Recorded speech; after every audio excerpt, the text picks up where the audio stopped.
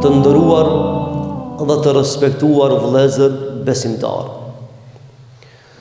Edhe përkundër faktit se njeriu është udhëtar i vjetër, i përkohshëm dhe kalimtar në jetën e kësaj bote, megjithatë ai shpesh herë e neglizhon këtë fakt në vend se të përmirësohet dhe të bën vepra të mira. Fatkeqësisht ka njerëz që devijojnë misionin e tyre në këtë botë, e ngarkojnë jetën e tyre me vepra që si takojnë jetës. Shpeshherë ngatrojnë të mirën me të keqen, shpeshherë ngatrojnë edhe idealin me të kotën e kështu me radhë. Të ndershëm vëllezër besimtar, në vazhdim të temës së kaluar, e cila është si lloj brenge se çfarë gjurmë po lëm në jetën e kësaj bote, shfrytëzoj rastin me i përcjell një 2-3 fjalë nga thesari i Kur'anit famëlar dhe nga porositë e pejgamberit sallallahu alaihi wasallam. Të ndershëm vëllezër besimtar, me të vërtetë jeta e kësaj bote është shans e vetme ku njeriu i jepet mundësia me dëshmu veten, besimin në raport me Zotin e Madhërisëm dhe dëshira e tij për të bërë vepra të mira. Asnjëherë, askund tjetër, ky njeri më nuk do të ketë shans për ta dëshmuar veten, përveç se në jetën e kësaj bote, e cila fillon prej lindjes dhe mbaron me vdekje. Njerëzit e mirë, të mençur, të dijshëm, me kohë kanë kuptuar se në këtë jetë s'ka mision tjetër nëse do në me lanë gjurmë të këtë botë përveç se vepra dhe të mira. S'ka opcion tjetër me cilën mund të garanton të ardhmen përveç se përmes besimit në Zot dhe vepra dhe të mira.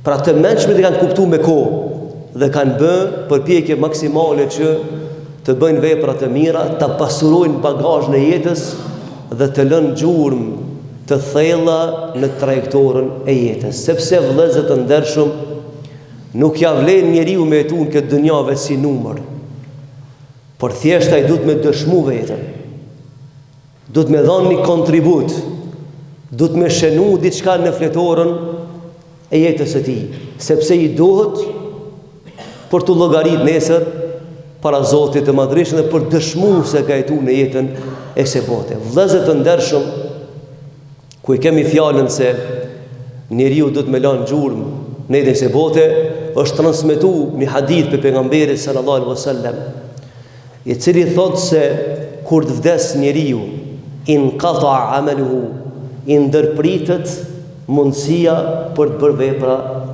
të mira. Mbesin në çdo llogarinë e tij vetëm 3 çështje që ja pasurojnë jetën në botën e përjetshme, e furnizojnë me dhunti në peshorën ku është atje. E para thot, ai si vdes mos ka mundësi me punu, fakt. Dhe jeni dëshmitar vëllezër. Pa dash me çu temën ka pesimizmi, që me dëshpëru njerin. Por është di çfarë është interesant, si vdes njeriu të parën çështje që ja merr vdekja, ja merr emnin. Mos e thirrin emrin. Po i thojnë kufoma ose gjenazja. Të parën mundësi që vdekja e merr njerit, mos në thot une, po dikush thot për të aj. Ta ndërpret gjithçka. Dhe thot i dërguari Allahu xhallahu ala, idha matu ibn Adam inqata amaluhu. Kur të ndron jetë, thot biri Ademit, thot për te përfundon gjithçka. Përfundon mundësia për gjithçka tjetër, për jashtim do t'i mbesin një 3 rrugë që mund mja po hajrin dhe mas vdekjes, sepse jemi të folë për gjurmë. E para tha pejgamberi sallallahu alaihi wasallam, do t'i mbetet mbi dhe një bamirësi rrjedhse, një punë e hajrit që s'ka përfundu me vdekjen e tij, por që ka mbet ende gjallë. Keni pa në të kaluarën, për shembull kur kemi hecna për male për diçka, kena pa qeshme të ndryshme. Edhe emrin filan fisteki, ti kush se ke ditë, kush ai person. Aja ka bën një bamirësi, ose ka qenë një rrugë, edhe ai ka ndru jetë. Mirë po gjurmët e veprës së tij janë gjallë. Dhe përderisa mbijeton në ajo vepër, ati shkojnë shpërblimet në varë. Por këtë arsye njerëzit janë kujdes me lanë diçka të përjetshme në tokë, ose të pak në diçka që jeton gjatë, sepse i duhet si gjiro llogari frymëzuese, furnizuese, për të peshuar nesër para Allahut xhelle wala. Pra i mbetet vetëm sadaka e përjetshme. E sadaka përjetshme është, bamirësia përjetshme është e lloje ndryshme, mund me kanë shkollë, mund me kanë xhami, mund me kanë urë, mund me kanë punar, mund me kanë kujt diçka, sepse vëllezër të ndershëm ku kemi fjalën këtu, e dini se në histori të Islamit sa njerëz para 1300 vite, ti 100 vjet mas dekës pejgamberit. Sot asoj dite ka njerëz, ka bunara, ka ujë që pinë haxhilert, ku të shkojnë shkaktare ka qenë një grue, e cila baba i ka lënë pasuri, edhe ka rrugë thati madh në atë kohë, atë territor, ka qenë kohë e haxhit dhe ka thonë mirë, njerëzit vinë pe kamosit, e se din terrenin, thotë çka më duhet pasuria nëse s'baj një vepër të mirë, edhe ka qenë një farë kanali, edhe buron ujë, edhe njerëzit ku kanë shkuar në atë kohë me deve ku diçka, ka kanë kalu, kanë pi ujë në atë kran. E ka dhënë këtë pasurinë për me mbet një argument bidhej.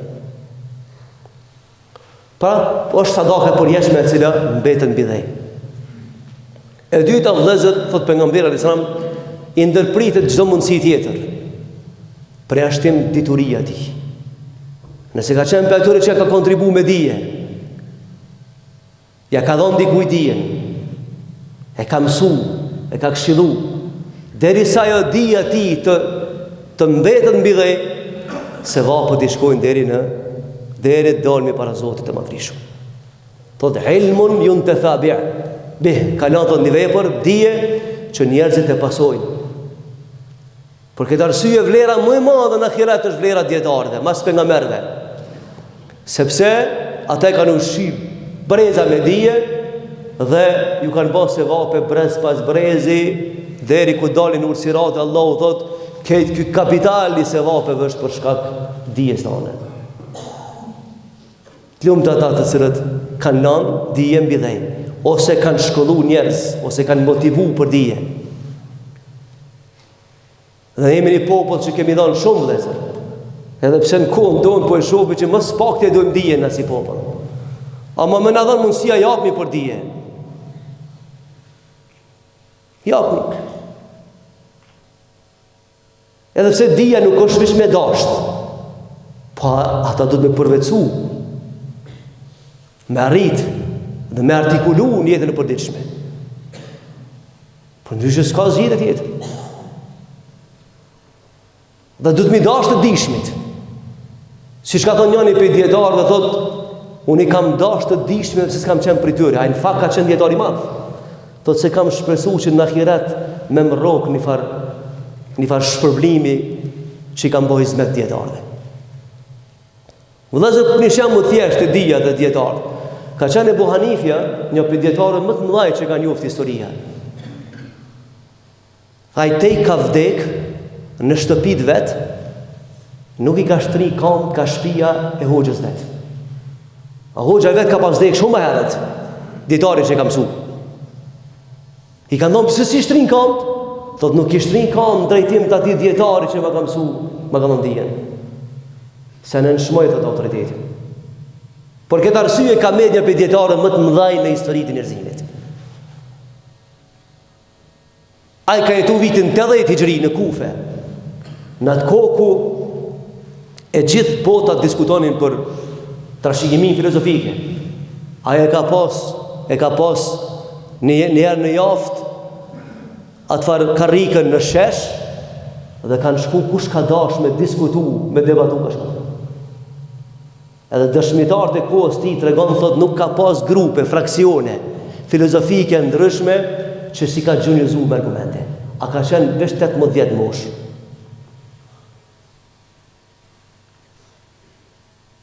Mirë po, pse ka pas dijaj, mos zhanona shumë. Vëllezër, Allahu s'ta jep dijen pa e pas frikë Allahu dhe pa qenë ndershëm rrugën e tij. Imam Shafiu ka thonë inna ilma Allahi nur, wa nuru Allah la yudali asin. Dija Allahut është dritë, Allahu s'jep gjunëqarit dritën. S'munësh me kuptu dinë Allahut azza wa jalla nëse si në frekuencat njëjta me fjalët e Zotit mëdhërisht.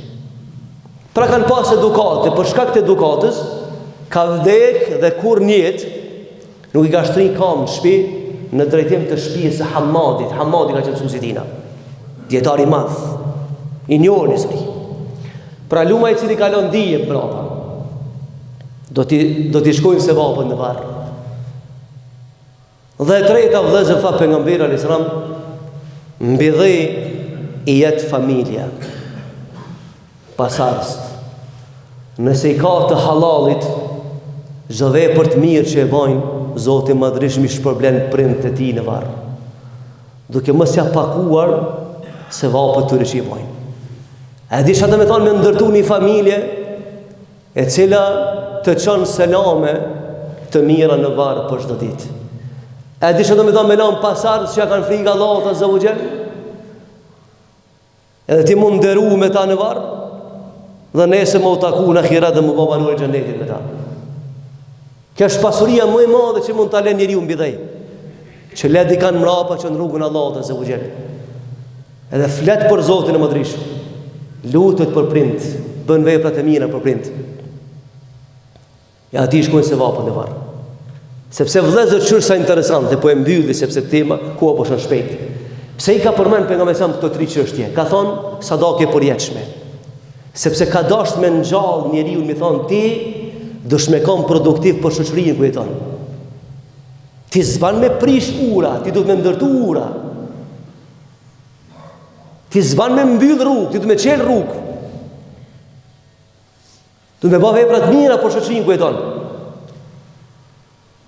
Dhe e dyta do dijen me përkrah, sepse ato që përkrojnë dijen nuk janë të këqij për familjen dhe për shoqërinë.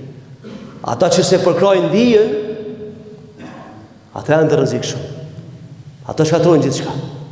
Edhe pse vëllezër jemi dëshmitarë, se të bëjmë në varpunë të hajrit, ata që më spakti dojnë dijen e të shkatrojnë, po pse huash ti smirësh me shkollë, po mirë me xhamia, me sen. Kur t'ja këshyraj, as me lexu nuk di.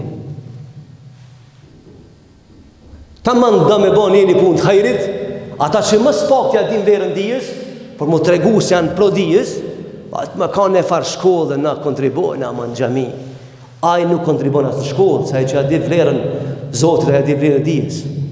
Mi thonë, ti, sa ke kontribu një jetën tënde për dije? Që pedoj që ka shumë ti? Sa? Kiç. Por ai e thot këtë me arsitu vetën, se i pengon e mira. Pra vëllezër, këto parime që ka thonë pejgamberi sallallahu alajhi wasallam, na jesin mbi dhej, dhe se vapët në vinë në varr. Dhe e fundit thë, ndërtojnë familje që ndosh.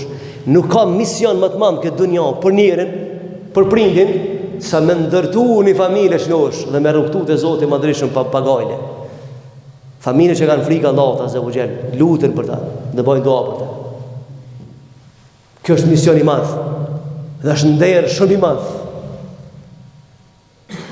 Pa dyshim se është punë e madhe, e rëndë, por e ka mision besimtari. Vëllezër të ndershëm, dhe po e mbylli, mbani përshtypje, se po flasni për gjurmë, mbani përshtypjen i dietar, tha, janë një 4 çështje, tha, që dëshmojnë se njeri është i mëshëm. Tha, qysh? Tha, njeri i mëshëm e ndërton ata që ka me shku me jetu atje. Pra e ndërton të ardhmen, se kime shku atje, kina me shku kejtë. Tha, njeri i mëshëm është i kënaqur me Zotin këtë dunja para se mu taku me ta. Se s'ka krijes që s'ka me dalë nesër përballë Allahut xhallahu ala. Le ta mashtron veten kushdo me shkador. Allahu tha turadun el alim il ghaib. O ke mu këthy te unë dhe unë kam të marrë në pyetje ty për veprat e tua. S'ki ku me ik, mashtroj vetën sa dush. Thot i mëshmi, këtë dunja e ka rregullu punën, e ka dashur Allahun dhe ka bë punë për Allahun, se ka me taku Allahun xhallahu ala. Ka me taku Allahun. Dhe tha për shenjave të njerit mëshëm është e lën këtë dunja para se dunjaja me lan. Bile është transmetu vëllezër se kur vdes njeriu, po tham s'po du me bë temën pesimiste, po lidh me temën. Është transmetu kur ta pastrojnë xhenazën, i thot një melashe njerët në tabut, thot atje lave dunjan në dunjan të aty. Cila do që ti për përgjigja s'ka këthim ma. Thot atje lave këtë dunjan, a dunjan e atja. Pasha Allahin cila do t'jetë përgjigja është fatale. E tha njëri me që me le dunjan, parë se me le dunjan. Qyshe le dunjan? O, ban veprat mira Allah. E pasaj ku djerë momenti me dorë pëse bote, mos ki frikë. Sepse ki garancion për ati që t'ka kriju. Dhe ki me gjetë më mirë se këtu. Dhe fundit, tha peshemet të njërë me që më është e sakrifikant të voglen për të madhen. Tha nëse në pyetje mu sakrifiku me mundi, me ndjerës, po pe sakrifikuem këtë dunjan, Allah, që ta fitojmë më të qëtë e përjeqme. E gjurëm dhe këse bote vëllezër nesër ka mënar në ahiret në kanar, dhe në lusëm Zotin e madhërishëm që sa jemi gjallë të bëjmë veprat e mira, e ku shkojmë botën e përjeqme, t'i lamë të tri këto burimet, që në vend pastaj shpërblimit të Allahu subhanahu wa ta'ala dhe fitojmë të përjeqmen. Walhamdulillahi rabbil alamin. Al-Fatiha.